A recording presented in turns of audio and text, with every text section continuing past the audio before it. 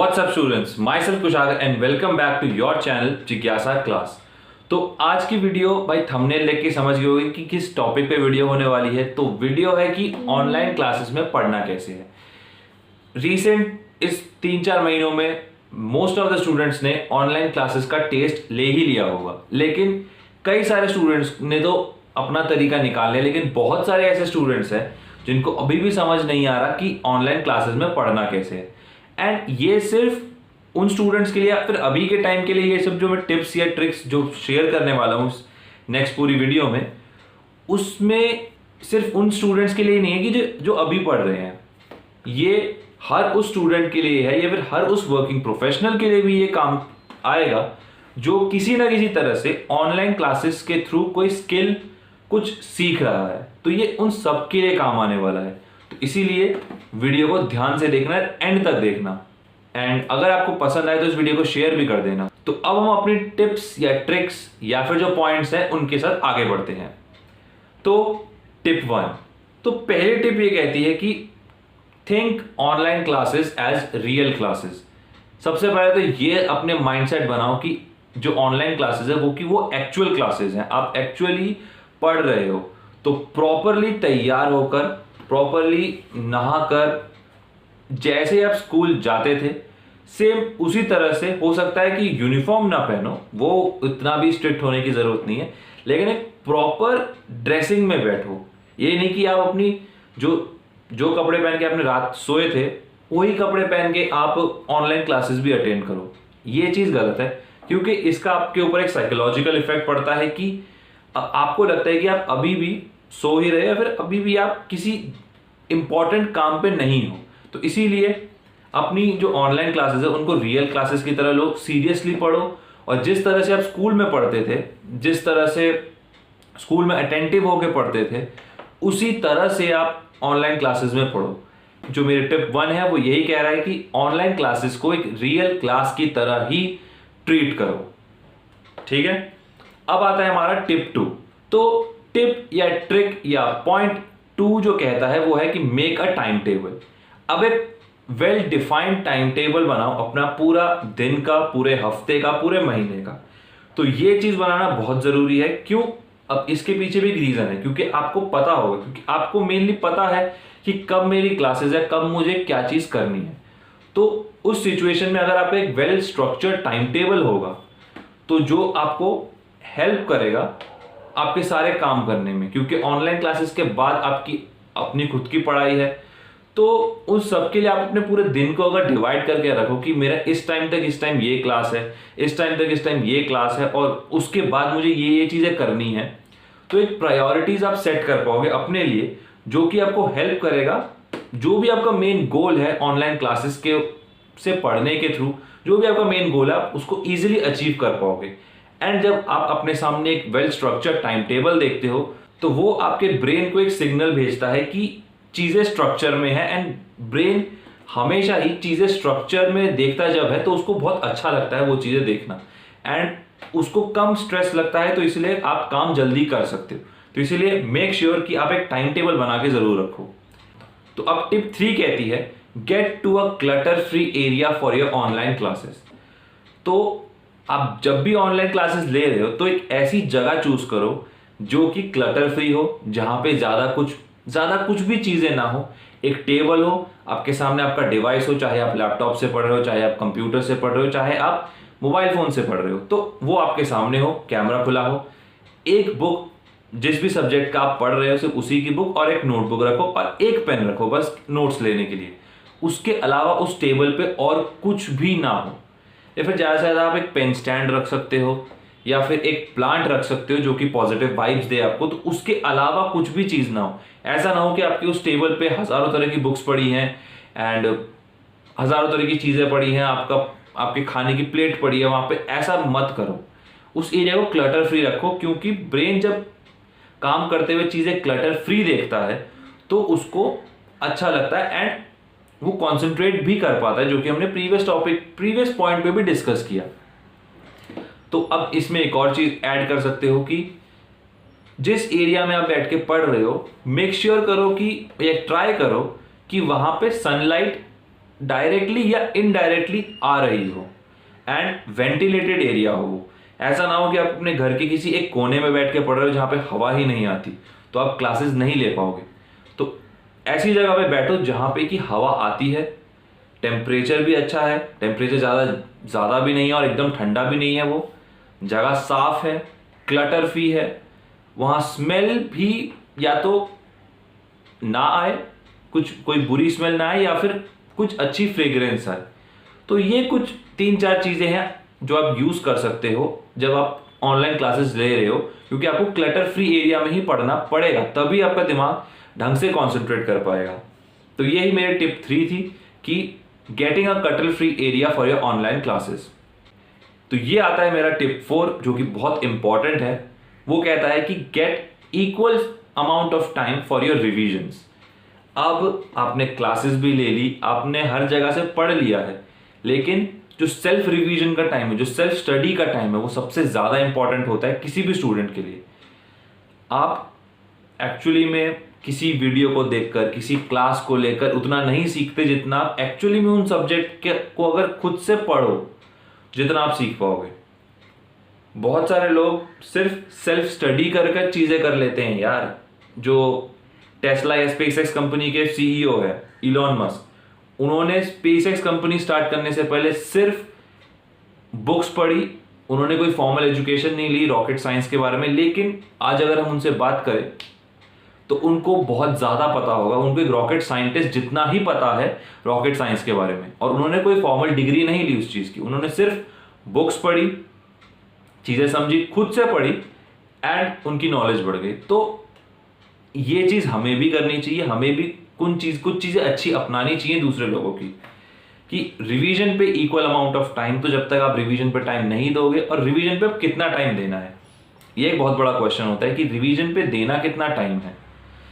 तो एक सिंपल मेरे हिसाब से जो मैं यूज़ करता था अपने टाइम पे, जब मैं बोर्ड्स का एग्ज़ाम या जब मैं 11th या जब मैं 10th का किसी भी टाइम का एग्ज़ाम देता था, तो मेरा था कि दिन में 45 मिनट्स मुझे पर सब्जेक्ट को देना है। ये तब बात है जब स्कूल्स चल रहे थे, जब स्कूल में जा रहे थे, ट्यूशन्स भी थे, तो दिन का 45 मिनट्स मेरे को हर सब्जेक्ट को देना है। और उस दिन जो भी मैं पढ़ के आया, जो भी स्कूल में पढ़ा, जो भी ट्यूशन में पढ़ा, वो उसी चीज़ को मैं दोबारा से सिर्फ 45 मिनट्स के अंदर ख़त्म कर दूंगा। तो जितने भी आपके सब्जेक्ट्स हैं, आपके 6 हो सकते हैं, आपके 5 सब्जेक्ट्स हो सकते हैं, तो उसको देखो कि पर सब्जेक्ट 45 मिनट्स के हिसाब से वो कितना टाइम टोटल लगता है। तो उतना टाइम अपने टाइम टेबल में, जो हमने टिप 2 में शेयर किया था, उसमें यूज़ करो, उसमें उसको डालो टाइम टेबल के अंदर एंड फिर रिवीजन करो। और सीरियसली रिवीजन करो, ऐसा नहीं कि आप सिर्फ बुक खोल के बैठे हो। बुक खोल के 3-4 घंटे पढ़ने से कोई फायदा नहीं है। अगर आप सिर्फ बुक खोल के आधा घंटा भी कॉन्सेंट्रेटेडली पढ़ो तो वो आधा घंटा ज़्यादा बेटर रहेगा।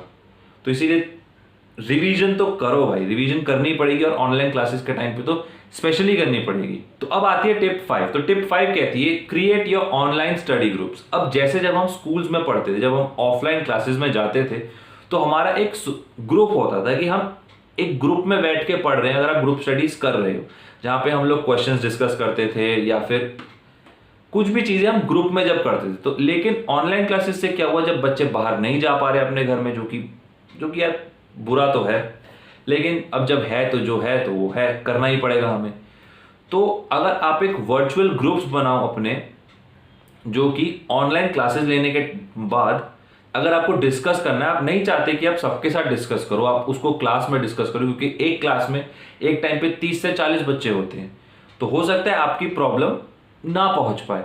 तो आप जितने भी आपका फ्रेंड सर्कल का ग्रुप है, चाहे 5 हो, चाहे 10 हो, चाहे 2 हो, चाहे 3 हो, कितने भी आप फ्रेंड्स हो, तो वो सब मिलके एक सोशल अपना एक ऑनलाइन ग्रुप बनाओ एंड वहां पे जितना भी है सिर्फ ऑनलाइन क्लासेस के लिंक्स या फिर क्वेश्चंस उन्हीं को शेयर करो। वहां पे बेकार की बातें मत करो कि गुड मॉर्निंग, गुड नाइट के मैसेज, ये सब मत करो। तो क्योंकि जब आप एक ग्रुप में पढ़ोगे तो बहुत ज़्यादा चांसेस होते हैं कि आपको एक सेंस ऑफ कंपटीशन फील होगा, जो एक हेल्दी कंपटीशन है, जो कि हर एक चीज़ में आपको रिक्वायर्ड होता है, तो वो आपको मिलेगा। एंड उसके मिलने की वजह से हो सकता है कि आप पढ़ो और वहाँ पे एक अच्छी डिस्कशन करो और उसमें उसी को यूज़ करके ऑनलाइन क्लासेस भी करो। तो ये चीज़ की जा सकती है, और इस चीज़ पे ज़्यादा स्ट्रेस दो कि एक अपना ऑनलाइन स्टडी ग्रुप बनाओ।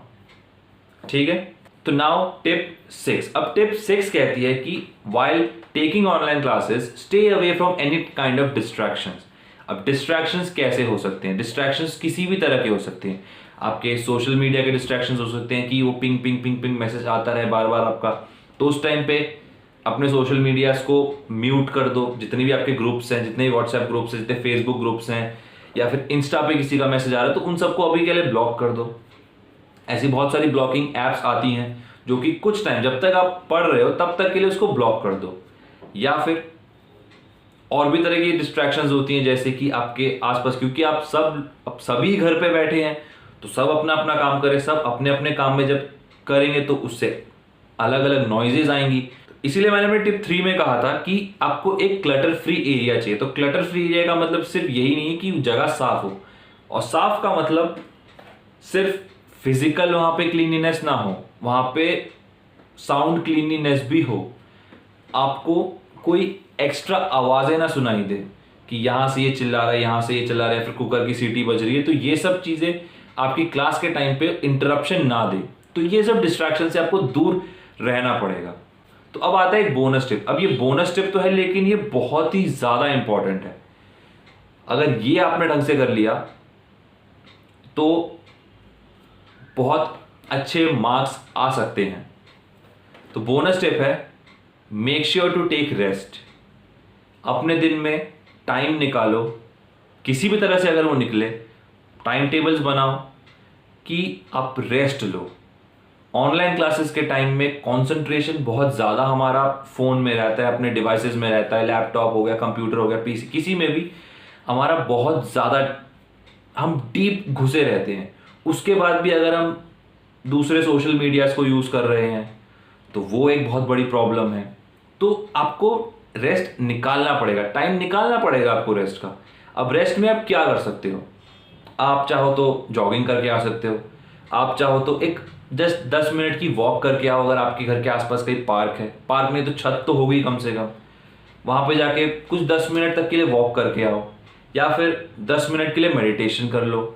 या फिर जो छोटी छोटी एक्सरसाइजेज हैं जैसे पुशअप्स, पुलअप्स, स्क्वाट्स, लंजेस, ये इन सब में मुश्किल से 5 मिनट का टाइम लगेगा, तो ये सब ट्राई कर सकते हो। तो ये सब चीजें आपको करनी ही पड़ेंगी, रेस्ट लेना ही पड़ेगा। क्योंकि अगर आप कंटिन्यूसली सिर्फ चीजें गैदर करे जा रहे हो, सिर्फ इंफॉर्मेशन गैदर करे जा रहे हो, डिवाइसेस के सामने बैठे हुए हो कंटिन्यूसली, तो एक टाइम बाद जाके आपका बर्नआउट हो जाएगा। और बर्नआउट सिचुएशन बहुत ज्यादा कॉम्प्लिकेटेड रहती है, क्योंकि बर्नआउट से बाहर निकलना हमें किसी ने सिखाया नहीं है, ना ही हमें स्कूल्स में सिखाया गया, ना ही हमें घर पे सिखाया। कई जगहों पे तो बर्नआउट को माना भी नहीं जाता कि बर्नआउट एक्चुअली में होता भी है। लेकिन जितने भी स्टूडेंट्स देख रहे हैं वीडियो, या जितने भी लोग देखेंगे इस वीडियो को, वो कहीं ना कहीं इस चीज़ को मानेंगे कि नहीं, बर्नआउट होता है कभी ना कभी। तो इसीलिए आपको सब चीज़ें करो। मैं ये नहीं कह रहा कि आपको सोशल मीडिया यूज़ नहीं करना, वो भी यूज़ करो, फेसबुक, इंस्टा, मैसेज करो, फोटोज क्लिक करो, सेल्फीज डालो, अपलोड करो, कुछ भी करो, लेकिन हर चीज़ को एक इक्वल अमाउंट ऑफ टाइम दो। उसी हिसाब से आपको रेस्ट भी लेना पड़ेगा।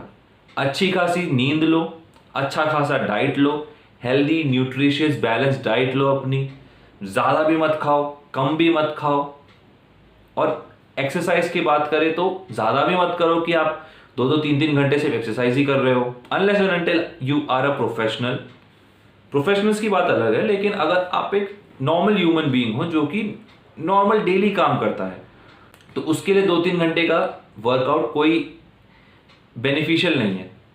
तो सिर्फ 10 से 15 मिनट का वर्कआउट करो और रेस्ट लो, जिससे कि आपका दिमाग, क्योंकि जब भी हम एक्सरसाइज करते हैं या फिर कोई भी फिजिकल एक्टिविटी करते हैं, जब हमारा पसीना निकलता है, या फिर हम मेंटल एक्टिविटीज भी कर रहे हैं जैसे मेडिटेशन या योगा या ये सब कुछ भी, तो हमारे बॉडी के अंदर फील गुड हार्मोन्स निकलते हैं जिसे हम डोपामीन कहते हैं। डोपामीन का लेवल बहुत ज़्यादा तेजी से बढ़ता है और वो हमारे लिए एक फील गुड हार्मोन है। तो इसीलिए रेस्ट लो, इसीलिए मेक श्योर करो कि यार आपको रेस्ट लेना ही पड़ेगा, आपको टाइम निकालना पड़ेगा एक्सरसाइज का। और रेस्ट का मतलब ये नहीं कि सिर्फ सोते ही रहो, एक्सरसाइज करो, थोड़ा बॉडी को मूव करो। क्लियर?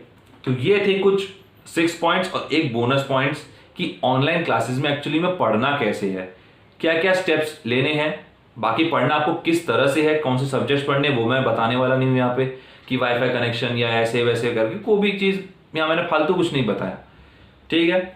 तो यहाँ पे ही वीडियो को हम ख़त्म करते हैं। एंड अगर आपने वीडियो को एंड तक देखा है, यहाँ तक देखा है, तो यार मेक श्योर कि लाइक करके जाना, सब्सक्राइब करना चैनल को, एंड जो साइड में बेल नोटिफिकेशन है उसको भी दबा के ही जाना। क्लियर? तो अब हम वीडियो को खत्म करते हैं। So stay safe, stay healthy, stay learning, and always remember guys, you all can achieve anything you want if you put your time and effort to that thing only. Thanks for watching guys, good bye.